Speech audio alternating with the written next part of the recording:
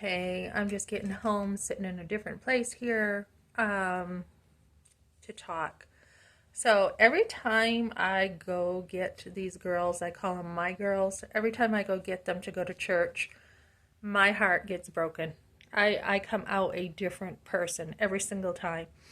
So I want to be careful what I say, but they actually, first of all, they crack me up and then they break my heart, usually, those two things together. So these girls are amazing, absolutely amazing. I got breakfast today for free for them, and we were sitting and chatting. And one of the girls, she's only in third grade, and she's telling me she needs a boy who's smarter than her. Like, there's this guy who has a crush on her, but he's not as smart as she is. And so she doesn't want to be with him. She doesn't want to date him. And I'm like, what the heck? You guys are like in third grade. Like, I didn't deal with this until sixth grade. So I listened to them. I listened to their stories about being bullied in school, and I was there for them. And I always felt like if I could be there for one person, I would be glad. So I didn't really have the details of being able to tell people like how I was being picked on in school. And so these girls bring out a lot in me. And then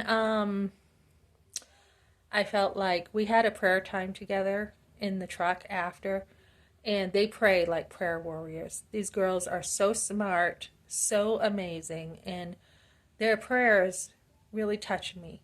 God, help us to have more money, help us to have more food, help us, for all, they're just going on and laying it all out. And one of my sons got hurt, so they had prayed for him, and they wanted to come over and help. And I'm like, well, you're going to have to, go home because I might have to bring him to the doctors. He's really hurt. And so they were praying for him. And then we were talking about, they said they had to see their mother today. I'm thinking, you have to see your mother? They are not happy. Usually when I talk to them, they're getting it out. They're talking, they're getting it out. One of them is really mad. She's very mad at her mother. She is sick of the stunts her mother pulls. She breaks her word all the time. She cannot be there for them, and they're sick of it. And this is good. They're getting it out. They're not bitter. They're getting out any anger. They're having someone listen. And we prayed for their mom today, but I heard, yeah, once I was sick and my mother wasn't even there for me. She got on the phone and she went clubbing instead of taking care of me. And this hit home for me because my grandmother did the same thing to my mother. My grandmother went out to the bars and went out with men instead of taking care of her kids.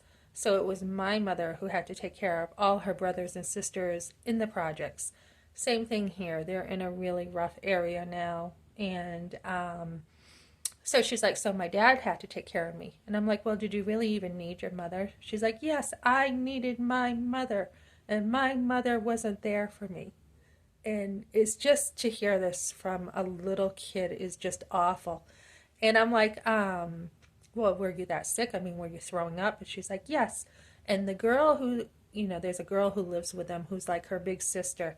And she's like, she took care of us and she's more of a mother to me than my own mother. And I'm telling you, when you hear this stuff from little kids, it is enough to tear you to pieces. So this is just one thing. This is not, I can't talk about other things, but um, this mother is just, just living her life, and these little girls are really taking it to heart. So you gotta be there for your kids. If you have kids, you want to be there. So I've got a son right now who got hurt, and I was like, I'm on my way home. Hold on, I'm dropping the girls off. I'm on my way home. And I just thought, in my heart, I'm like, I want to be there. I want to be like, I'm trying to drive safe, and I'm being like, okay, I need to get over there for him as soon as possible. And they wanted to come over and help, but I'm like, no, he might have to go to the doctors. And so, how can a parent, be so cruel as to leave their children, right? How do you leave your family? How can you do that? And we've got a God who cares. He cares so much. And he takes up the little orphans and he takes people under his wing. So I think the difference is with my mother's story and with them is that they have God. They have a strong faith, and I think they're going to overcome their circumstances because they love God so much. And we had fun. I picked them up from Sunday school, and the teacher's like, which one's more important now? Do you guys want a piece of candy? And they did. And they're like, do you want candy or Jesus? And one of them stood there like, that's a hard decision to make. And so we talked about how we're all sinners. And they're like, no, we're not sinners. And I'm like, yes, you are. You just said you're going to sneak your phone from your dad. You're a sinner. And so we talked about the gospel and everyday life. And it is just so healthy for them to, see God every single day in their life and how it affects their lives.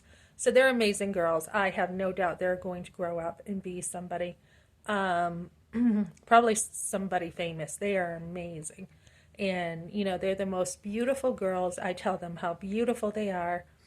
And one of them said she has a problem with conceit because she wants all the boys to love her. And I'm like, isn't your dad's love enough? And she's like, no, I need some Valentine candy. I need some chocolate. So I need the boys to like me. So, I mean, they are just amazing and crack me up. And I just absolutely love these girls like they are my own. So, make time to invest in other people, especially kids.